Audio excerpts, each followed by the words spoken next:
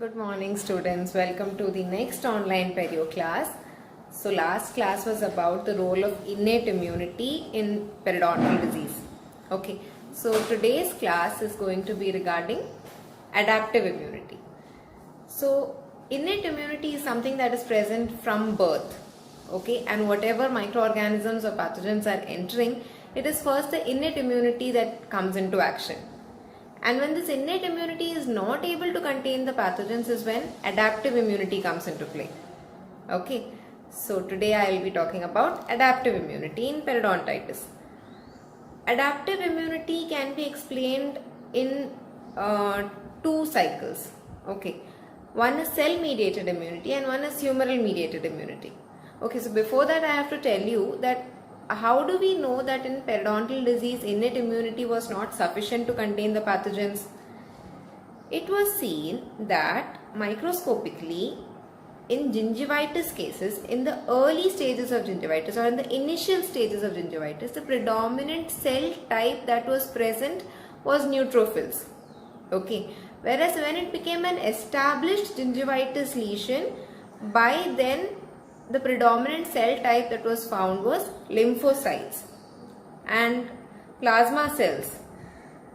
Okay, plasma cells are basically B lymphocytes that are matured and differentiated. So T lymphocytes, B lymphocytes, plasma cells, these cells were the predominant cell types when it came to established and advanced gingivitis lesions.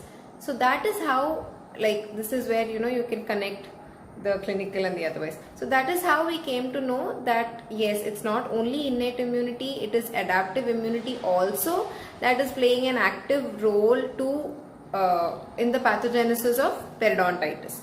Okay, so adaptive immunity, I told you I can explain it to you in two ways. One is cell mediated immunity, that is one cycle, and the other is humoral mediated immunity. Now in cell mediated immunity is something like it is a specific immune response which is mediated by sensitized T lymphocytes and it is not mediated by the production of antibodies. Okay, so there are sensitized T lymphocytes which is playing an active role in cell mediated immunity.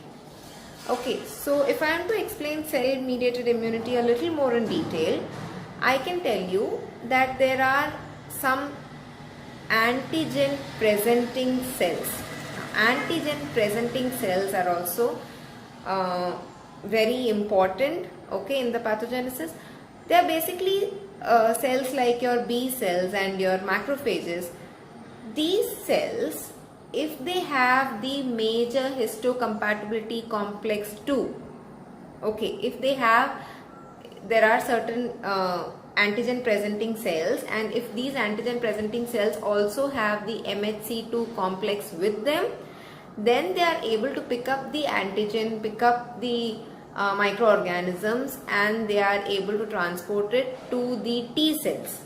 Okay, these T cells, they get activated and differentiated. T cells are basically the cells that are produced by your bone marrow and thymus, and then they're liberated, and basically based on the different types of surface receptors there are different types, but I'll be only explaining the ones here. There is CD4 lymphocytes, okay, CD4 T cells which is helper T cells, and CD8 T cells which are the suppressor T cells. Okay, so you have helper T cells and suppressor T cells based on the surface receptor. So these antigen presenting cells which also have the MHC2 complex attached to them, they will take the microorganism and present it to the T cells.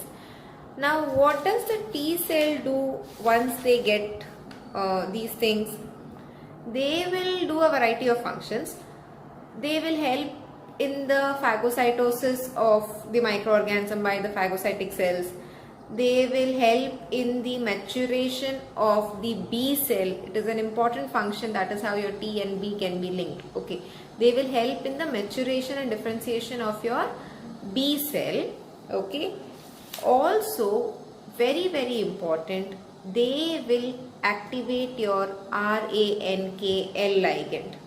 Okay, I told you in my previous video how the RANKL is important to the RANK, which bind together and help in the differentiation of osteoclast. So please refer to my previous video if you've forgotten that. Okay, so osteoclast formation and further bone resorption and all that. Okay, so that was regarding cell mediated immunity. Now there is another type of immunity which is humoral mediated immunity. And humoral mediated immunity is mediated by the antibodies produced by the plasma cells. Okay, so now let me explain that cycle to you. Your B cells also have certain surface receptors called as the B cell antigen receptor. Okay, these B cell antigen receptor will combine with specific organisms and ingest them. Okay, and they will present it to the T cell. Okay, I told you how it acts like an antigen presenting cell. Also, some of them get converted into memory cells. Okay, so that will help to recollect next time there is an infection of this sort.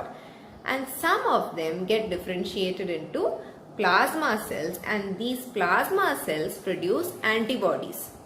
Okay, antibodies, a predominant antibody that is formed is IgG. Okay, so they produce antibodies, and then there is the antigen antibody reaction and eventually bacterial lysis. Okay, so I hope I have not confused you. There are two types, cell mediated immunity and humoral mediated immunity. Cell mediated immunity based on T lymphocytes. T lymphocytes are activated by the antigen presenting cells which have the MHC2 complex attached, which will present it to the T cells, and the T cells will further help in the phagocytosis with the help of phagocytic cells. They will also help to kill the infected cells. They will also go and activate your rankle. Okay, and so that was regarding adaptive immunity of cell mediated type, and there is another one called as humoral mediated immunity, which is basically depending on your B cells. Okay, and these B cells, some of them will based on the surface receptor that they have, BCR, based on that receptor they will combine with specific microorganisms and they will present it to the T cells. Some of them will get converted into memory cells. Most of them, they get converted or differentiated into plasma cells, which will form antibodies. Okay, antibodies, there are different types, IgM, IgA, IgG. IgG is the predominant one that was seen in microscopic analysis of advanced gingivitis patients. Okay, so I hope cell mediated immunity and humoral mediated immunity is clear to you. Now another clinical scenario where microscopic scenario where we can relate this is when it was a non-progressing disease, disease, there is chronic disease but it is not progressing further. It was seen that the predominant cell type was T lymphocytes. Okay, whereas in diseases which is in the active stage and further progression of disease is taking place, in such cases it was seen that B lymphocytes were the predominant cell types that were present. Okay, now in between all this there is one more system called as the complement system. And this complement system plays an important role in linking the innate immunity and the adaptive immunity. Okay, so complement system reacts in a specific sequence. There are three pathways. Okay, please refer your microbiology text if you're not very thorough with the basics. Okay, so there are basically three pathways. One is the classical pathway, the other is the lectin pathway, and the third is the alternate pathway. Okay, so in the complement system, a sequence of complements are activated and eventually there is formation of C3 converter. Another thing that is involved here is the complement system, and it plays a very important role in linking your innate immunity and your acquired immunity. Okay, so this complement activation of the complement cascade will lead to sequential activation and proteolytic cleavage of a variety of proteins, which will eventually lead to the formation of many other complements. Like you can see this entire link here. Okay, So eventually there is activation of your C3 convertase. Okay, and the C3 convertase will help to break down the C3 into C3A and C3B. Now, C3A is important because it does a variety of functions. One is it will help in the chemotaxis of neutrophils. It will go and help in the degranulation of the mast cells. It will go and help in the activation of your T lymphocytes. So it in many ways links the innate immunity and the adaptive immunity together. So students, I thought to quickly revise innate immunity and adaptive immunity with you. Okay, where do we start? Yeah, we start off with microorganisms. So these microorganisms, they will have certain virulence factors. Those are the weapons possessed by your microorganisms, and these virulence factors will activate the host defense cells. Okay, so many different cycles. I'll explain the simple ones first. Epithelial cells, neutrophils, they will have on their surface antibacterial peptides, and these antibacterial peptides will go and combine with the bacteria and cause bacterial lysis. Okay, that was a simple cycle. The next one that is easy to understand is your dendritic cells and macrophages. They have certain pattern recognition proteins on their surface, which will also help to combine with the bacteria, which will have the same kind of pattern, combine with them and cause bacterial lysis. Okay. Next is the neutrophils, mast cells, macrophages. They will also produce certain cytokines. Cytokines are basically cell signaling molecules, and there are two types, pro-inflammatory and anti-inflammatory cytokines that are present. Now pro-inflammatory cytokine will cause further damage, and the next is your the same type of cells. They will also release matrix metalloproteinases. They will cause extracellular matrix degradation. They will also cause osteoclast activation. Okay, then there are neutrophils, which will undergo transendothelial migration and chemotaxis and phagocytosis of the bacteria. They will also produce certain free radicals. These free radicals, together called as your reactive oxygen species, they are either nullified by your antioxidant defense systems like resolvins and lipoxins, and if not, they will also cause osteoclast activation. Okay, so I will talk about innate immunity until here. Okay, and then there is something called adaptive immunity, which you have cell mediated immunity and humoral immunity. Now cell mediated immunity is with the help of T cells. Now how do they function?